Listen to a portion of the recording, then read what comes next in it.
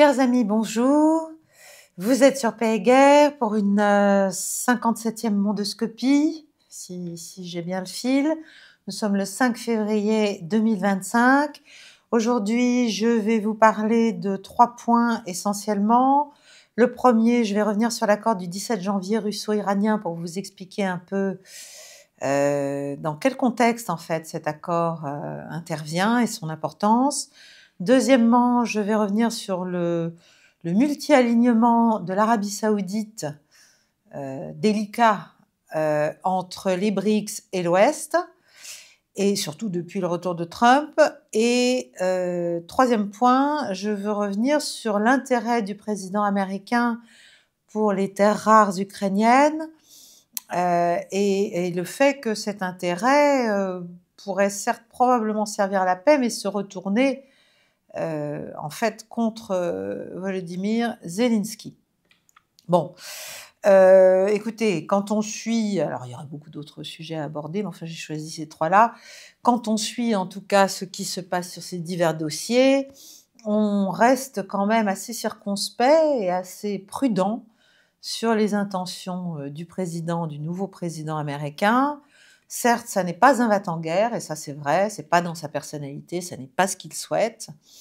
Mais en revanche, on se rend compte de la puissance et de la lourdeur, de la force en fait, des structures de l'État profond et en fait de l'establishment américain en matière de politique étrangère notamment. Et ça pourrait bien quand même contraindre et malheureusement diminuer la portée de ce qu'il pourra faire au plan de la politique étrangère, alors que pourtant il en est à son deuxième mandat et que donc il peut, à vrai dire, il n'a plus rien à perdre, quoi. Il pourrait chercher à être vraiment efficace et j'allais dire historique dans sa réflexion stratégique, ou en tout cas ceux qui sont autour de lui pourraient le conseiller dans ce sens-là. Bref, ce que je pense, c'est que s'il n'arrive pas rapidement à lancer d'une manière ou d'une autre, et peut-être y aura-t-il bientôt des pourparlers qui pourraient d'ailleurs se tenir au Moyen-Orient, soit à Riyad, soit aux Émirats, en tout cas ça se dit, mais je ne suis pas capable d'évaluer et de pondérer cette information de manière sûre. Il pourrait y avoir des pourparlers russo-américains bientôt. On verra. Mais ce qui est sûr, c'est que s'il n'y en a pas, et si on n'avance pas, et si un accord Poutine-Trump ne se fait pas, ou en tout cas n'est pas mis en route, une discussion, une négociation importante et large, qui à mon avis ne concernera pas simplement le théâtre ukrainien, eh bien, malheureusement, le Deep State va reprendre des forces et va continuer à exercer une capacité de nuisance importante, à la fois, bien sûr, sur le théâtre ukrainien, mais aussi sur le théâtre européen. Enfin bref, et au Moyen-Orient, n'en parlons pas. Donc les enjeux sont lourds. Alors, les 3 points, d'abord, en attendant que Trump change de logiciel, commence à partir du réel, etc., etc. Et dans une perspective aussi, on voit que les Chinois ne se laissent pas faire. Trump a annoncé plus 10% de sanctions sur un certain nombre de choses. Les Chinois ont dit, nous aussi, à partir du 10 février, sur le gaz naturel liquéfié américain, pouf, 10%. Voilà. Donc là, il faut qu'ils mesurent bien quand même, pas l'hostilité, mais la capacité très différente de celle de son premier mandat, capacité de ses concurrents à lui répondre et à faire du tit for tat assez clair. Alors, je veux revenir donc sur l'accord russo-iranien, qui est intervenu le 17 janvier dernier, parce que dans la perspective d'un grand deal global entre Washington et Moscou, ça me semble important. Et ça pourrait être d'ailleurs, d'une certaine manière, cet accord, il faut aussi le voir comme un possible piège, en tout cas une possible limite mise à l'action du président américain. Je dis depuis longtemps que tout est lié, là c'est clair. Ce qu'il faut savoir, c'est qu'entre les Russes et les Iraniens, ça fait 200 ans que la relation existe et est assez en fait concurrente. C'est pas une relation d'amour tendre et total. Il y a une grande rivalité. Et cet accord doit aussi être compris quand même dans ce contexte historique. Alors, après, si on revient à l'actualité, enfin l'actualité pas immédiate, mais depuis quelques années, et certainement depuis un peu plus d'1 an, depuis le début du conflit à Gaza, pour l'Iran, le soutien russe à Israël, qui s'est vu dès 2015, en fait, puisque la Russie a quand même laissé Israël frapper très largement en Syrie. Donc ça s'est vu en Syrie, ça s'est vu ailleurs. Tout ça, ça reste quand même une blessure, ou en tout cas une entaille dans la relation russo-iranienne. Par ailleurs, vous vous souvenez que l'ancien président Raisi est mort dans un accident d'hélicoptère, dont il se dit quand même que ça pourrait aussi bien ne pas être un accident. Il est vrai que ce président-là s'entendait moins bien avec Vladimir Poutine que l'actuel, et insistait beaucoup, le président Raisi, sur justement cet antagonisme historique, notamment visible dans le Caucase du Sud, entre les Russes et les Iraniens. Bref, il insistait sur quand même, non pas les divergences, mais enfin ce qui, probablement pour prendre une position, sinon de force, du moins d'équilibre, pour rééquilibrer un peu la relation avec Moscou. En tout cas, les Iraniens et les Russes restent méfiants, et restent méfiants aussi vis-à-vis des menaces à leurs frontières. Donc l'Iran se demande pourquoi Israël est soutenu par Vladimir dans son expansion régionale, Vladimir Poutine. Trump, de son côté, veut augmenter, et ça, c'est un comment dirais-je, un des fondamentaux américains, mais Trump veut augmenter la capacité offensive israélienne. C'est une constante politique de la politique étrangère américaine. On a vu depuis l'année dernière que les Iraniens, dans les répliques qu'ils ont faites aux diverses provocations israéliennes, aussi bien en Iran qu'en Syrie, qu'ils avaient fait quand même de très gros progrès militaires, pas seulement dans le domaine nucléaire, mais qu'ils étaient eux aussi, mutatis mutandis, un peu comme les Russes, capables de lancer des missiles hypersoniques, de pouvoir éventuellement saturer l'Iron Dome, dôme de fer, dôme d'acier israélien. Enfin, on l'a vu, voilà, Israël est quand même est très limité dans sa capacité de frappe, de fait, vis-à-vis de l'Iran. Donc, le rapport de force militaire n'est pas si inégal, même si Israël reste une puissance nucléaire, même si Israël reste surtout soutenu par les États-Unis, jour après jour. En tout cas, voilà, l'équilibre entre l'Iran et Israël fait que, pour l'instant, les Iraniens ne veulent pas aller au choc, et les Israéliens aimeraient bien, mais ne peuvent pas le faire sans les Américains au sol. Je l'ai déjà dit dans une mondoscopie, et ça, Trump s'y refuse, Dieu merci. Donc, voilà, le jeu a un peu évolué en faveur de l'Iran, d'une certaine façon. Et en parallèle de cela, la Russie, elle essaie de s'accommoder, enfin de trouver des moyens, des convergences avec l'Arabie Saoudite, avec les Émirats Arabes Unis, bien sûr de préserver sa relation avec l'Iran, mais aussi de ne pas ternir trop celle avec Israël. Donc c'est très compliqué, c'est une diplomatie la diplomatie russe, c'est une diplomatie qui est tout sauf manichéenne, contrairement à ce que nous persistons à faire en Europe ou aux États-Unis. Et donc la Russie a proposé une structure récemment, par la voie de Lavrov, de sécurité mutuelle, de non-agression. C'est une démarche générale de la part des Russes, ils font ça partout, ils l'ont fait aussi dans le Caucase du Sud, je ferai une clé du monde là-dessus, et ils le proposent aussi en Ukraine, vis-à-vis de l'Europe, en disant mais il faut refonder toute la sécurité européenne, donc ça va au-delà du problème russo-ukrainien stricto sensu. Donc c'est leur démarche, c'est-à-dire de chercher des structures de dialogue et de gestion en fait des conflits et des crises qui soit inclusive, qui intéresse un maximum de puissance et qui rende finalement les ruptures d'équilibre ou les tentatives de déstabilisation d'un pion par rapport à un autre par une puissance extérieure difficiles. Voilà. C'est la méthode russe, en fait. C'est la méthode diplomatique russe. Voilà, de faire en sorte que plus personne n'ait intérêt vraiment à déstabiliser une structure parce qu'il prendrait le risque d'une hostilité de l'ensemble des autres membres d'une alliance. Voilà. Donc les Russes sont dans cet état d'esprit.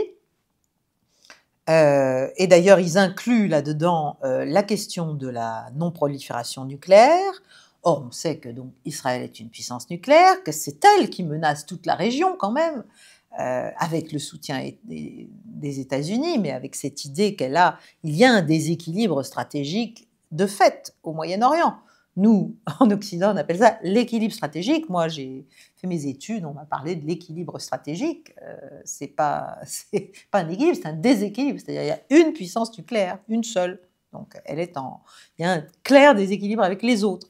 Mais enfin, bon, donc, Israël est nucléaire, et l'Iran, bien sûr, s'approche, ou sinon a atteint quasi la capacité nucléaire, et développe, comme je l'ai dit, des capacités de dissuasion non nucléaire, mais de force, enfin, d'amplitude stratégique, comme l'Oreshnik côté russe, si vous voulez. Donc Lavrov a proposé cet accord, un nouvel accord entre la Russie, l'Iran, les pays arabes, mais sans Israël. Et ça, c'est une manière de rebâtir la confiance avec l'Iran et avec les pays arabes pour limiter l'expansion israélienne et aussi d'ailleurs pour challenger, pour défier, pour mettre en difficulté le grand projet de Trump qui est de rebâtir les accords d'Abraham qui lieraient les États arabes, dont l'Arabie saoudite bien sûr, et Israël. Donc pour Moscou, voilà, il faut rééquilibrer cette relation avec l'Iran, parce que l'Iran a un certain nombre de doléances vis-à-vis de Moscou, notamment par rapport à Israël, et donc il s'agit d'éviter de revenir au temps du Shah ou des Shahs, quand l'Iran menaçait les intérêts russes dans le Caucase du Sud, en Arménie, en Géorgie, en Azerbaïdjan. Ça, c'était pas le Shah qu'on connaît, pas Pahlavi, dans les années, au début du 19e siècle, dans les années 1820. Bon. Donc, Poutine, avec sa diplomatie subtile, j'allais dire orientale, essaie de travailler d'ailleurs en même temps avec l'Iran et avec l'Azerbaïdjan pour faire contrepoids, pour toujours ne pas être non plus dans une relation exclusive avec l'Iran. Et pendant ce temps, nous, qu'est-ce qu'on fait? On est tout à fait contre ce genre d'approche diplomatique, et nous, on continue avec nos rêves, nos envies, nos utopies, nos fantasmes de déstabilisation régionale du Caucase du Sud. On essaie de désolidariser l'Arménie et la Géorgie de la Russie, en leur proposant des choses, en leur mettant des sanctions, comme vis-à-vis de la Géorgie, enfin, toujours les mêmes vieilles méthodes, en espérant que ça va affaiblir la Russie, ce qui jusqu'à présent n'est pas le cas, loin de là. Donc, pour en revenir à mon point, il y a une convergence d'intérêts stratégiques entre Téhéran et Moscou. N'oublions pas que ce sont les deux États les plus sanctionnés, qui doivent défaire absolument cette espèce d'économie, de guerre économique qui leur est menée, qui doivent aussi défendre leur culture et leur civilisation contre l'expansion israélienne, ça c'est sûr, pour l'Iran c'est évident, mais en même temps, on voit bien que Vladimir Poutine, toujours depuis ces années 2015 et l'engagement militaire russe en Syrie, défend Israël, y compris en n'ayant pas réagi quand même au meurtre d'officiers et d'officiels iraniens à Damas, à Beyrouth, à Téhéran, avec l'assassinat de Haniyeh, le leader palestinien, le 31 juillet dernier, à Téhéran, mort. Donc, si vous voulez, il y a un niveau de violence qui monte à l'initiative israélienne, et Poutine ne fait rien, se limite, se contraint, C'était déjà le cas d'ailleurs, je parle de 2015, mais c'était le cas déjà sur l'affaire libyenne, où il a quand même laissé faire, laissé abattre la Libye, laissé abattre Kadhafi, laissé détruire la Libye. Et la Syrie, n'en parlons pas. Alors, est-ce que c'est parce qu'il voit la big picture, comme on dit, il voit les choses dans leur ensemble, mais ça fait quand même beaucoup de dégâts dans des relations importantes. On dit, pour expliquer cette espèce de complaisance vis-à-vis d'Israël, que, même si c'est un sujet qui est très très sensible et qui n'est jamais vraiment discuté en Russie, qu'il a eu des professeurs d'origine juive dans sa jeunesse, qu'il est opposé fondamentalement à tout antisémitisme, que c'est pour ça qu'il a beaucoup de mal à dénoncer, avec les mots employés par bien d'autres pays, ce qui se passe à Gaza, alors qu'il a reconnu, par exemple, le génocide turc vis-à-vis des Arméniens. Il a même parlé d'un génocide pour ce qu'avaient fait les Allemands contre les Russes dans la Deuxième Guerre mondiale, etc. Mais ce qui se passe à Gaza, c'est différent. Donc, en fait, il y a un rejet russe très profond de tout racisme, que ce soit l'islam, que ce soit la religion juive, que ce soit les juifs ou les arabes, si vous voulez. Il faut se souvenir aussi que l'instrumentalisation de l'islamisme, et notamment via Al-Qaïda, à des fins de déstabilisation de la Russie soviétique, ça a commencé avec Carter, ça a commencé avec Brzezinski, ça a commencé avec la politique antisoviétique active, et voilà, l'encouragement, l'armement, le soutien, le conseil aux premiers djihadistes en Afghanistan et après. Donc, Poutine doit quand même faire attention, comprendre qu'on l'attend sur ce terrain-là, doit rééquilibrer ses préoccupations de sécurité avec sa relation avec Israël. Donc, c'est des injonctions contradictoires d'une certaine manière, si vous voulez. Et il faut bien admettre aussi que du côté occidental, l'activation de la rhétorique sur le racisme, notamment anti-arabe, via la diabolisation de l'islam et la dénonciation de ces versions ultra-violentes, est une manière d'humilier, est une manière de détruire les Arabes et surtout de détruire, de fragiliser la légitimité du nationalisme arabe. N'oublions pas qu'il y a toujours ça en arrière-fond. Donc je vous explique tout ça pour que vous arriviez à mieux comprendre les décisions, les gestes ou parfois les déclarations des uns et des autres, mais il y a tout ce contexte derrière, qui est un contexte culturel, qui est un contexte religieux, qui est un contexte géopolitique aussi. Donc, la Russie doit jouer avec tout cela et doit arriver à conserver une relation avec Israël, mais aussi à ménager quand même l'Iran, parce qu'il y a un certain nombre de convergences, au moins tactiques, d'intérêts entre l'Iran et la Russie, d'où cet accord important du 17 janvier dernier. Chers amis, je profite de cet instant pour vous parler de NordVPN, qui est notre partenaire pour cette nouvelle année et qui sponsorise cette vidéo. Aujourd'hui, protéger ses données en ligne n'est plus une option, c'est une nécessité, vous le savez tous. Cyberattaques, phishing, trackers, les menaces sont partout. Et c'est là que NordVPN entre en jeu. C'est en fait un bouclier numérique ultra performant qui chiffre vos données, qui masque votre adresse IP et qui protège en fait votre connexion. Donc en un clic, vous êtes anonyme et complètement sécurisé. Mais aujourd'hui, ça ne suffit plus et c'est pour ça que NordVPN a développé une technologie avancée qui va au-delà du simple VPN et qui s'appelle Protection Anti-Menace Pro. Et la Protection Anti-Menace Pro, c'est une solution qui va en fait beaucoup plus loin. Vous êtes protégé en temps réel contre toutes les menaces en ligne les plus courantes. NordVPN bloque les sites malveillants avant même que vous ne cliquiez sur les URL dangereuses, détecte et supprime les fichiers infectés que vous téléchargez s'ils contiennent un virus, vous protège contre les logiciels espions et les rançongiciels, vous savez qui sont les menaces qui peuvent en fait bloquer l'accès à votre ordinateur carrément ou voler vos données. Vous avez aussi un blocage de tous les trackers et de toutes les publicités intrusives, ce qui rend la navigation quand même beaucoup plus agréable, beaucoup plus fluide. Donc c'est vraiment l'ultime outil de protection de votre navigation en ligne.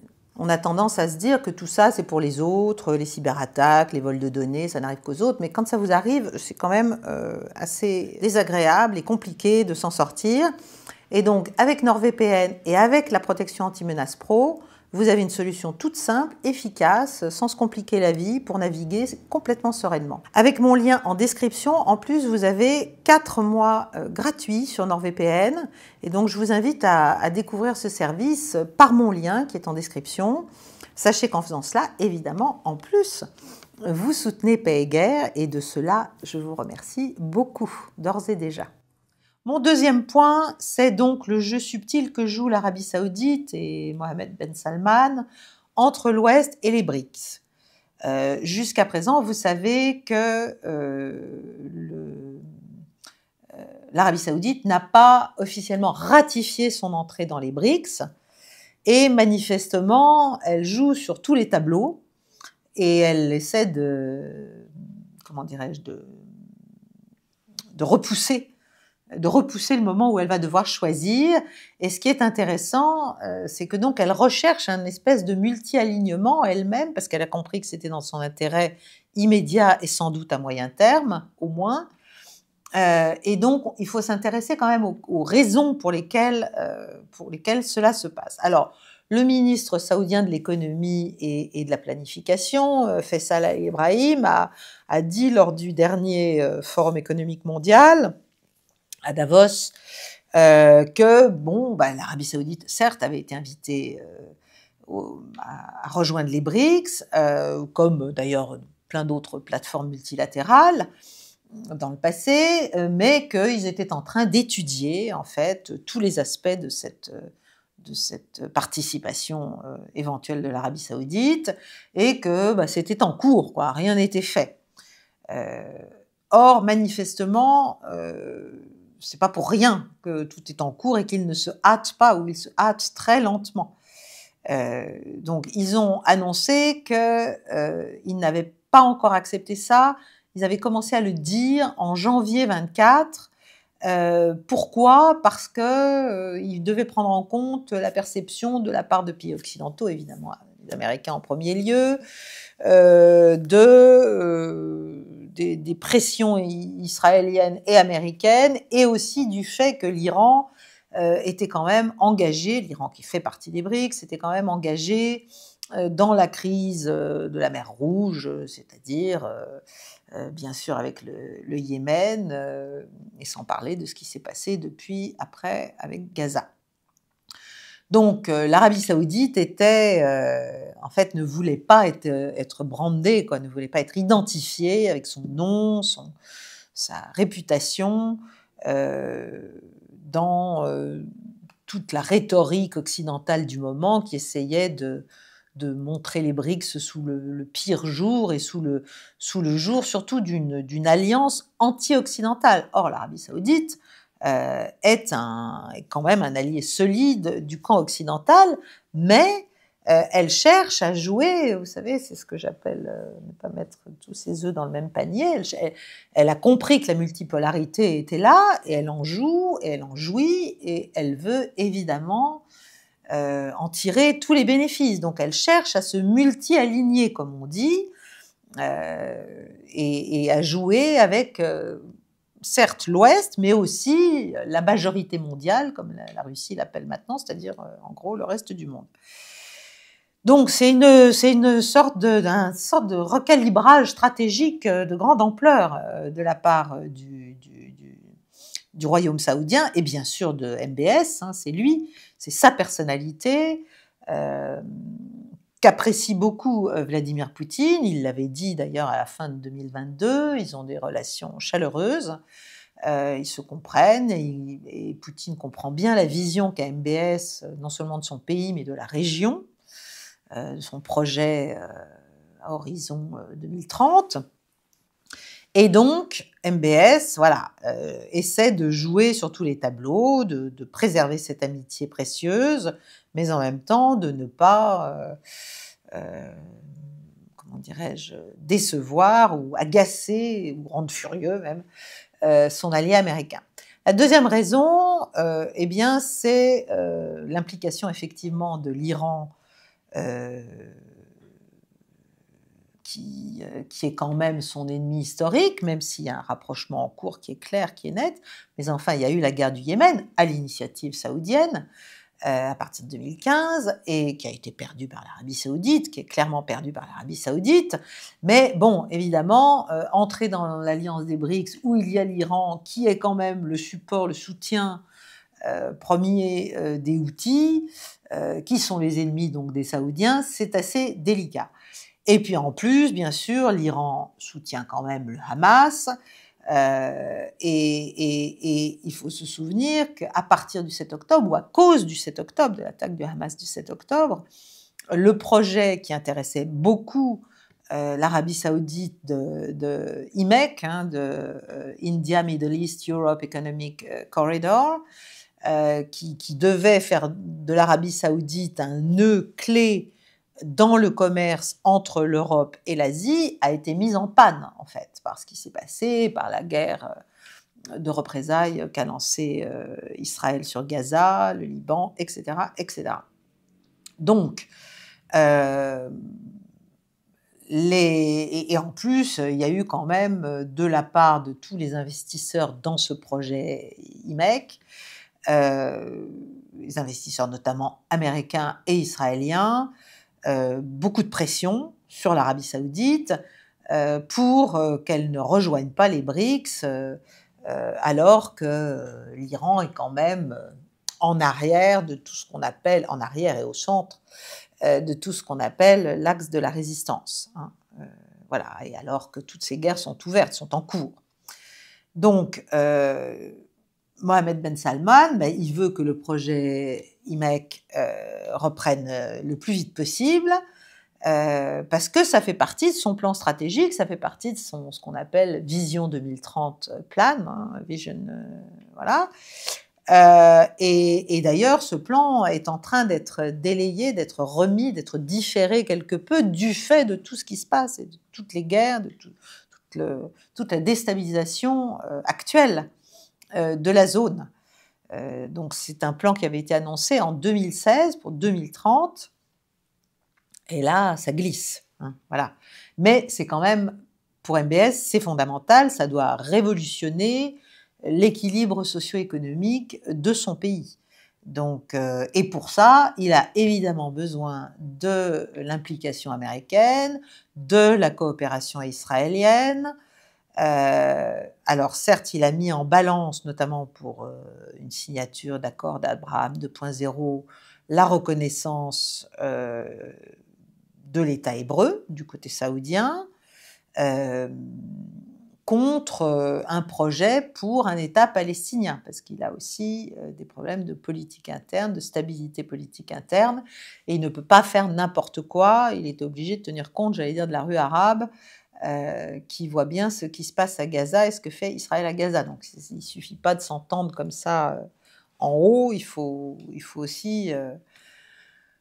il faut aussi faire de l'Arabie saoudite un des pays clés pour une prise en compte un peu sérieuse de la question palestinienne, autrement que par le nettoyage ethnique de masse. Donc, et c'est peut-être ça d'ailleurs qui explique aussi certaines concessions, bien qu'elles soient fort maigres, de Benjamin Netanyahou récemment sur Gaza. Bon. Donc, l'Arabie saoudite est entre deux chaises. L'Arabie saoudite joue comme elle peut entre l'Iran, les États-Unis. En plus, tout ça, c'était dans les silos, dans les cartons, avant le retour de Trump. Donc, il fallait quand même attendre le retour de Trump. Parce qu'on se demandait si Trump n'allait pas remettre en route sa politique de la fin de son premier mandat, qui était la politique de pression maximale sur l'Iran. Et ça aurait pu, évidemment, si jamais l'Arabie saoudite était entrée formellement dans les BRICS, les Américains auraient pu dire bon, on se désintéresse du projet IMEC complètement et on repart à fond sur la pression maximale sur Téhéran, etc. etc. Donc, ce qui est clair aussi, c'est que les États-Unis et Israël offrent quand même à l'Arabie Saoudite, j'allais dire, des bénéfices économiques et financiers tangibles. Alors que les BRICS, ça reste une grosse dynamique qui avance, mais qui avance à son rythme, à la fois tactique pour des raisons tactiques et pour des raisons concrètes. Et ça, voilà, bien sûr, le sommet de Kazan a été un grand succès, mais ça ne suffit pas. Ça ne suffit pas, il faut rentrer un peu dans le vif. On le voit bien là sur les questions pétrolières, là aussi, les Saoudiens essaient de ne mécontenter ni la chèvre ni le chou et de ne pas se faire dévorer au passage. Donc voilà, c'est ce que je voulais expliquer, parce que cette question quand même de l'Arabie Saoudite qui ne prend pas vraiment sa décision vis-à-vis des BRICS, tout en jouant quand même le jeu d'une relation importante, notamment avec la Chine et la Russie, est importante pour comprendre d'autres mouvements, d'autres décisions. Voilà, en tout cas, ce qui semble être le cas, c'est un multi-alignement saoudien entre l'Ouest, c'est-à-dire l'Ouest plus Israël, hein, et la majorité mondiale. Et ça veut dire de différer sa décision d'un côté comme de l'autre. Troisième point, je veux revenir sur l'intérêt manifeste des équipes du président Trump et de Trump lui-même probablement pour les terres rares ukrainiennes, enfin les minéraux rares ukrainiens, et l'impact que ça pourrait avoir, pas forcément très favorable, sur Zelensky et ses positions. Parce qu'en fait, au lieu de ce que Zelensky espère, bien sûr, c'est que Trump va tomber dans le piège, et au lieu de continuer à parler, de geler le conflit, etc., ce que de toute façon les Russes ne veulent pas en tant que tel, va finalement dire, bon, ben, si les Russes ne veulent pas, eh bien, nous allons multiplier de nouveau le soutien, l'aide militaire à l'Ukraine, et c'est comme ça que vous allez pouvoir recapturer, c'est une vue de l'esprit, mais enfin, recapturer les terres rares ukrainiennes qui sont sous contrôle russe aujourd'hui. Bon, ça, c'est ce que voudrait Zelensky. Mais il y a une autre option, c'est que Trump arrive à faire un accord avec Poutine pour que la Russie, finalement, vende aux États-Unis un certain nombre de ses ressources. Et il a récemment, Trump, confirmé son intérêt pour ces ressources rares, et voilà, c'est en cours de négociation, en tout cas c'est dans l'air. C'est dans l'air, il faut se souvenir que le plan de la victoire de Zelensky, c'était que si les Occidentaux continuaient à donner beaucoup d'argent, beaucoup d'aide, Zelensky leur vendrait, leur donnerait même, il les laisserait extraire les minéraux critiques, les minéraux précieux, à ses alliés occidentaux. D'un autre côté, le nouveau secrétaire d'État Marco Rubio a, toujours élément de contexte, rappelé l'avantage stratégique que la Chine avait du fait de son contrôle sur la supply chain, enfin la supply chain. Je suis désolée pour l'anglicisme. Et en matière de minéraux rares. Donc, si vous voulez, il y a une envie, il y a une fringale même américaine de capture ou de contrôle ou d'accès à des marchés de terres rares, de minéraux rares, partout sur la planète. Et surtout quand on sait que Trump veut avoir une politique de rapport de force avec la Chine, et que pour limiter la croissance chinoise, eh bien évidemment, l'accès aux terres rares est important, et c'est une guerre, c'est une lutte qui se passe sur la planète entière. Donc tout ça, ça fait que le plan de Zelensky, qui consisterait à lui fournir des armes pour qu'il aille reconquérir les terres rares du Donbass, les gisements du Donbass, notamment de lithium, mais pas seulement, ça paraît complètement ridicule, surtout que les forces ukrainiennes ne sont déjà pas capables de, de, de réussir une seule offensive depuis juin 2023. Et puis il y a aussi un autre petit problème qui n'est quand même pas des moindres, c'est que aujourd'hui, il faudrait vraiment récupérer militairement tout cela, parce que tout ça est quasiment sous contrôle russe, sauf la petite partie de certains oblasts où il y a ces terres rares, qui n'est pas encore sous contrôle formel, mais qui est rentrée dans la Fédération de Russie néanmoins. Donc, comment dire, c'est assez tentant en fait pour Poutine de chercher lui aussi à faire un deal avec Trump sur le dos bien sûr de Zelensky. Ça permettrait à Trump de forcer l'Ukraine, bon, enfin, pour arriver à faire un deal comme ça, hein, il faut que Trump, bien sûr, force Zelensky et l'Ukraine à se retirer d'au moins un certain nombre des territoires que la Russie considère les siens déjà, hein, c'est-à-dire les 4 oblasts, et voilà, sur la base d'un donnant-donnant, la Russie pourrait accepter de vendre aux États-Unis un certain nombre de ces minéraux. Est-ce que ça va être possible? Est-ce que ce serait, comment dirais-je, est-ce que Poutine pourrait accepter cela? Ça va dépendre aussi de jusqu'où Trump est capable et volontaire d'aller et de contraindre cette Ukraine.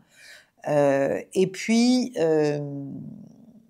ça veut dire aussi qu'il va falloir faire un accord beaucoup plus large, et ça, je pense que ça va faire partie d'un accord de toute manière, pour que l'Europe soit contrainte, elle aussi, de reprendre un certain nombre de ses importations de gaz russe sous pression américaine, en fait. C'est-à-dire, ça veut dire qu'il faut que les États-Unis et que Trump comprenne qu'en échange de cela, il va falloir aussi qu'il fasse un petit effort sur la guerre de l'énergie qui a été enclenchée, déclenchée, menée par les États-Unis et qui a abouti à la dévassalisation de l'Europe vis-à-vis de la Russie et à la vassalisation de l'Europe vis-à-vis des États-Unis.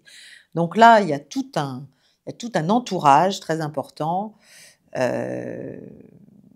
qui doit être pris en compte par toutes les parties. Ce qui reviendrait à dire qu'une forme d'interdépendance entre l'UE et la Russie pourrait être éventuellement restaurée, ou en tout cas admise, concédée, si vous voulez, par les États-Unis. Mais même les États-Unis auraient cette interdépendance économique, mais sous contrôle, en tout cas sous accord américain et en échange d'une Russie qui accepterait peut-être un cessez-le-feu. Qui sait? Un gel, c'est une autre affaire, mais un cessez-le-feu, de toute façon, ça n'est pas impossible. J'avais fait une mondoscopie il y a quelques semaines sur les rêves américains, effectivement, de découplage Chine-Russie, qui sont très largement fous, hein, des rêves fous. Mais enfin, il y a l'idée de cette diplomatie un peu créative, un peu subtile, un peu d'équilibre, si vous voulez, de jeu à somme non nulle, pour changer, du côté américain, qui consisterait à donner un certain nombre de choses à la Russie pour finalement affaiblir indirectement la Chine en matière économique et en l'espèce une forme de fuel de sa croissance économique, parce que c'est ce que sont les terres rares. Donc, et ça, évidemment, si Trump décide de faire ça avec Poutine, et si Poutine est d'accord, eh bien Zelensky n'aura d'autre choix que d'accepter, hein, de s'y faire. Donc, voilà, on en est. J'essaie de vous expliquer voilà, ce qui peut-être se discute ou s'imagine dans un certain nombre de salles de réunion et même enfin, voilà, d'endroits où on discute dans les services et ailleurs. Mais il va falloir de toute façon que les Américains et les Russes se parlent assez vite, et il va falloir que l'actuel leadership ukrainien, si je puis dire, commence à prendre la mesure du réel, la mesure de ses difficultés et la mesure des opportunités qui lui restent et qu'il ne faudrait pas toutes négliger. Voilà, je vous remercie de votre écoute. Si vous avez aimé cette vidéo, vous la likez, vous la partagez, vous vous inscrivez, vous vous intéressez au Cercle Paix et Guerre, vous nous soutenez via Tipeee ou en devenant simplement amis via le Cercle. Je vous remercie et je remercie tout par avance et je vous dis à la semaine prochaine. Bonne soirée, chers amis. Au revoir.